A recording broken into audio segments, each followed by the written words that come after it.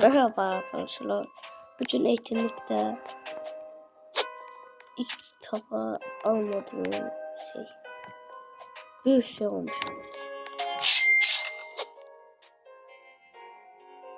Kaç bin?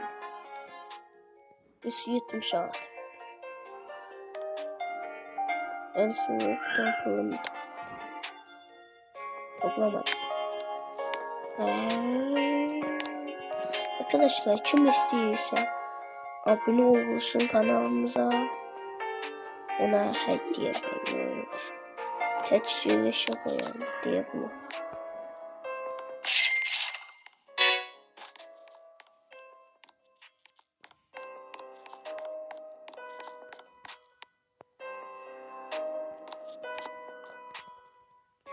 Bunu çekilişe koyuyoruz arkadaşlar. 5 tane abonecinin içinden kimi seçeceğiz onu bilmiyoruz. Kimi tapacağız da demezmiş.